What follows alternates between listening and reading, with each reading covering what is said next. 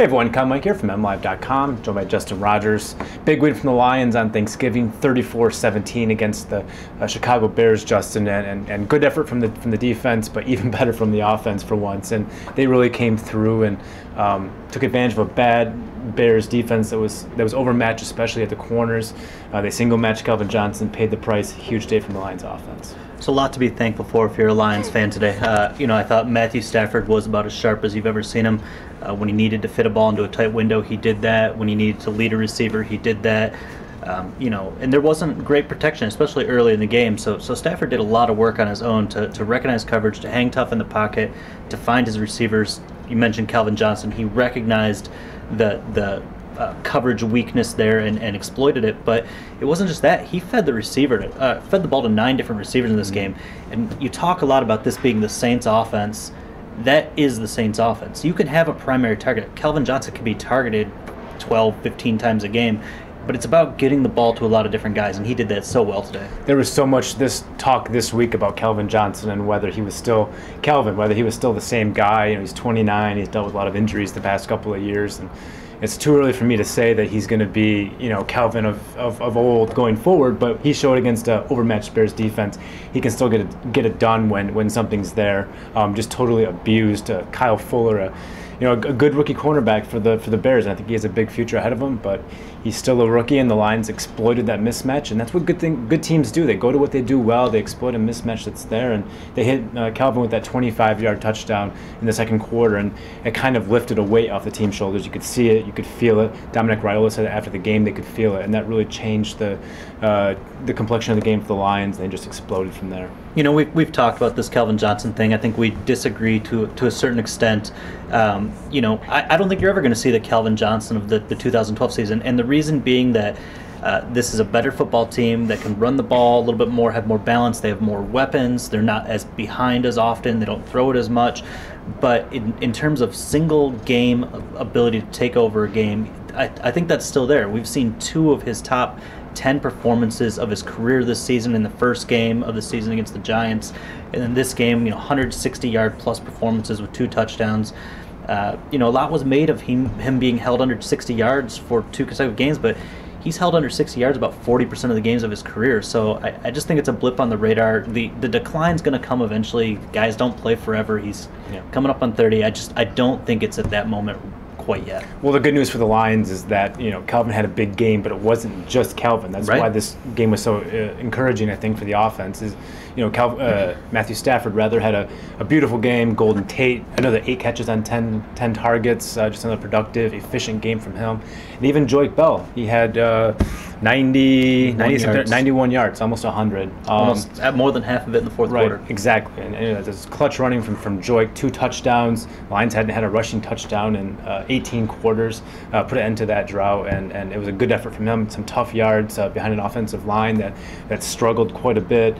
The Bears are pretty stout up front defensively, and so I thought it was a decent effort from the Lions offensive line, given who they were facing and given they were without their 2 best starters in Riley Reiff and Larry Warford. Lions really need to get healthy, I think, up front going forward.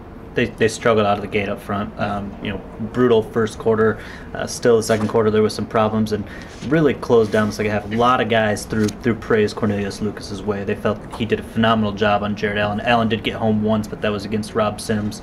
I don't really recall Allen having another impact play in this game. So props to an undrafted rookie in Lucas, who looks clearly more comfortable on the left side than he did on the right. That's his natural position. He's had a lot of history there. I think he's just getting comfortable using his dominant hand and getting back to what he did at Kansas State. Absolutely. On the defensive side of the ball, I think you might have even undersold it a little bit. I don't know the total yards of what Chicago finished with, but going into that last drive before Cutler was able to dink and dunk his way to some extra yards, they had like 200 yards total offense. They didn't even try to run with Matt Forte. Matt Forte is a great running back. He came into this game with something like 1,500 yards of total offense, 800 on the ground, and they ran 6 times with him. Teams are afraid to run against the Lions right now. They're afraid. They can't do it. They hit him with the quick passing game early. They made great adjustments. They stopped that. It was just a big bounce back for that unit after getting dismantled by New England. 269 total yards from, Okay. from the Bears. There you go. Yeah, the rush defense. There's a reputation that precedes the Lions at this point, and you saw one carry in the second half. That's ridiculous. They're not even trying to run at this point, and that's with Matt Forte. That's unbelievable. The Lions defense. What is encouraging to me is that this team is. They are lights out in the second half. I'm not sure if it's sensing blood. I'm not sure if it's Terrell Austin making halftime adjustments, some combination of the two, some other factors. I have no idea. What I know is no points from the Falcons a few weeks ago, nothing from the Cardinals, nothing. One touchdown from the Patriots last week, and that was late in the fourth quarter, and nothing today from just a field goal from the Bears. And it was really.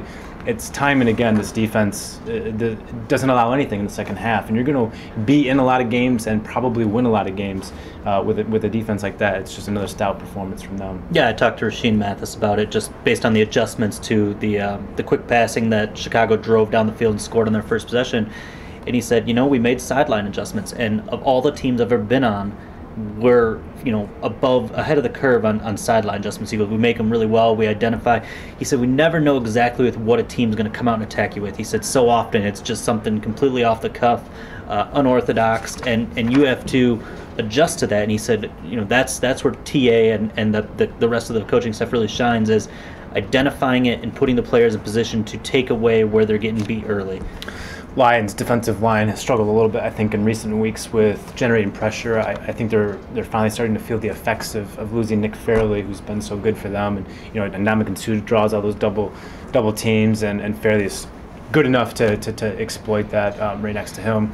Not in there, but I thought it was a better effort today against the Bears, and I thought Suh played pretty well, given how much attention he drew. And you did see the line generate a couple of sacks. Fluellen broke the drought. Ansah got in there later on, and Jones, I think that was a good effort from those guys, and really getting to Jay Cutler, and I think that's encouraging for them, because for as good as the Lions are at linebacker and in the secondary, they need pressure up front to make. To quicken things up, to make quarterbacks uncomfortable, and that's something that you saw, I think, from this game. Yeah, a lot of factors go into that. Tom Brady didn't give them a shot. He was getting that ball out of there so fast that there's just not enough time for pressure to go. And so you've got to get teams behind the sticks early. It starts with the run defense, which they're really good at, and then you got to take away that quick passing game. Today they made adjustments. They went into more of a press man coverage.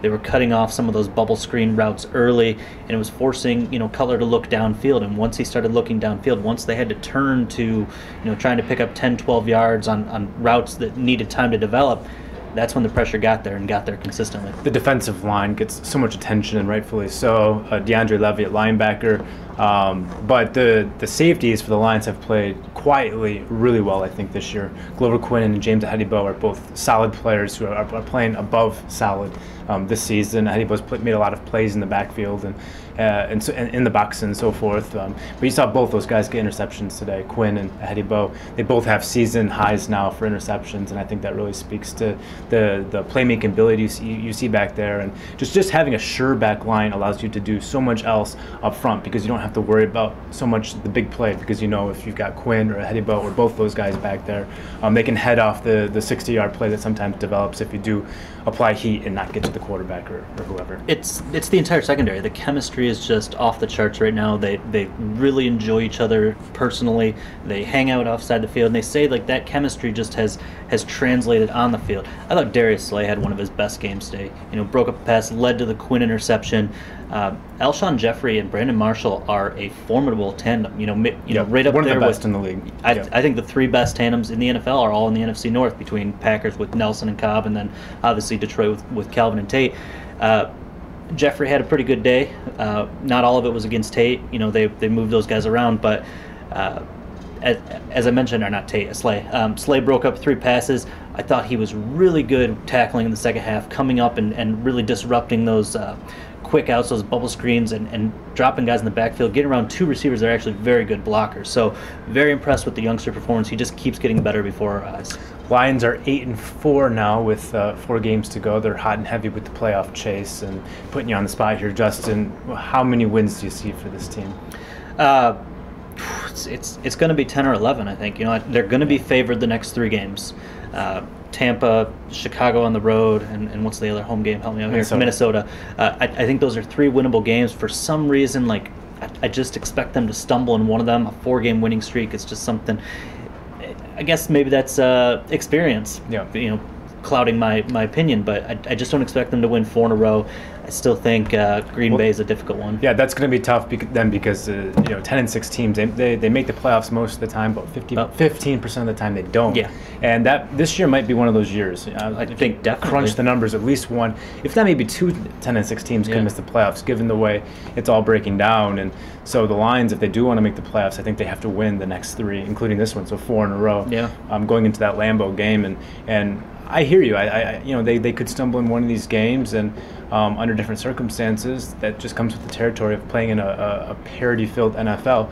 At the same time, you look at the loss you had in Buffalo, some of these near calls you've had. I think you've already used up your mulligans, especially when you're playing in, with the Packers playing so well. I mean, you've used up the mulligans, and I think that you have to play well now. You have to win games, and you have to win games you should win. They should beat Minnesota, they should beat Chicago, and they should beat Tampa Bay. Absolutely. And they have to do it. Otherwise, you put all kinds of pressure on yourself going into Lambeau, and that's not a place you want to be in. Yeah, I'm selfishly, I like covering good football. I hope that game's for the division. You cover the Lions? Yeah, and this is we've seen some good football this year. I want that game at Lambeau to be for the division title. If you want to be a good football team, you've got to win those meaningful games on the road, and that'll be a challenge to snap that streak when it means something more than some garbage game where Matt Flynn's starting and you still couldn't snap it. Well, it'll be interesting going forward, and that's something you can't always say about the Lions going into December. So it should be interesting. For Justin Rogers, I'm Kyle Meinke. We are M Live. Keep it right here.